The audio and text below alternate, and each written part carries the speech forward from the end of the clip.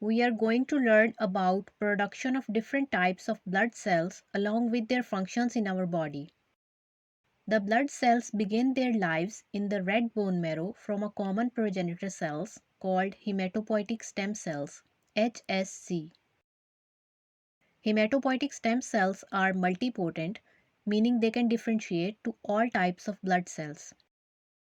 As these stem cells reproduce, a portion of them remains exactly like the original stem cells to maintain their supply over and over again. While most of the cells differentiate to form two main lineages called common lymphoid progenitor cells and common myeloid progenitor cells. The common lymphoid progenitor cells will differentiate into lymphoblast having different types of genetic information which allow them to then mature into T lymphocytes and B lymphocytes, which are the two main units of our body's immune system, and large granular lymphocytes called natural killer cells. This is the boundary of bone marrow. Everything above this line is inside the bone marrow. These lymphocytes here are immature and they need to be processed to perform their function. For this purpose, the T lymphocytes will migrate from bone marrow to the thymus. Here they divide rapidly and at the same time develop extreme diversity for reacting against specific antigens. These millions of specific types of T lymphocytes now leave the thymus and spread via blood to lodge in lymphoid tissues throughout the body. Thymus also makes sure that any T lymphocyte leaving the thymus will not react against body's own tissues. On exposure to a foreign agent like bacteria or toxin, the T lymphocytes themselves come into action to destroy the invading agent. So T cells mediate cellular immune response. Unlike T cells, the B lymphocytes mature in bone marrow and are transported to peripheral lymphoid tissues where they are stored, separately from T cells. Upon exposure to foreign antigen, the B lymphocytes immediately differentiate to form plasma cells. The plasma cells in turn produce antibodies which are carried to the circulating blood via lymph. This type of immunity is called humoral immunity because B cells do not directly destroy the invading agent, rather they do so by producing antibodies. We have just roughly discussed the two types of adaptive immunity, also called acquired immunity. Now coming to the natural killer cells, which were also produced from lymphoblast. The natural killer cells distinguish between healthy and infected cells in our body by identifying cell surface proteins. They possess cytoplasmic lytic granules that act on target cells to induce apoptosis, for example, in virally infected cells or the cells that have undergone malignant transformation. So, natural killer cells are important in innate immunity. The common lymphoid progenitor cells can also differentiate into dendritic cells. Dendritic cells are highly phagocytic antigen presenting cells. They function as a link between adaptive immune system and innate immune system. This is all about common lymphoid progenitor cells lineage.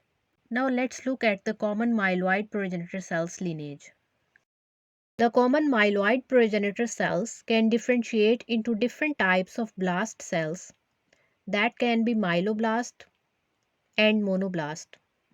The myeloblast can further differentiate into immature granulocytes which are called band neutrophil, band eosinophil, and band basophil. After passing through different stages of development, these granulocytes exit the bone marrow and enter into blood circulation as neutrophil, eosinophil, and basophil respectively. The neutrophils are mature cells that can attack and destroy bacteria even in the circulating blood. And once they receive chemical signals from inflamed tissue area, they are ready to begin their scavenger action of killing bacteria by phagocytosis. The eosinophils defend against parasitic infections. They do so by releasing a highly larvicidal enzyme from their granules called major basic protein, which is helminthotoxin. Eosinophils also have a role in allergic reactions as they are highly phagocytic for antigen antibody complex. By doing so, they prevent excess spread of local inflammatory processes. The mature basophils in the circulating blood mediate allergic reactions by releasing heparin from their granules, which is an anticoagulant, and histamine, which is a vasodilator. There are another basophilic granulocyte called mast cells that mediate local tissue allergic reactions in contrast to basophils that mediate allergic reaction in circulating blood. Mast cells originate from the same precursor as basophil, but they are not the same cell types. Mast cells also release heparin and histamine along with some leukotrienes to cause allergic manifestation in the inflamed tissues rather than in circulating blood. The monoblast mature and become monocyte. They have little ability of phagocytosis while they are in blood. Once they enter the tissues, they begin to swell and become tissue macrophages. The macrophages are extremely powerful phagocytes, even more powerful than neutrophils. Macrophages are a type of antigen presenting cells, just like dendritic cells, functioning as a link between adaptive immune system and innate immune system. The monocytes can also differentiate into dendritic cells, and if they become dendritic cells in tissues, they are called myeloid dendritic cells. Finally, the common myeloid progenitor cells can also differentiate into megakaryoblast and proerythroblast.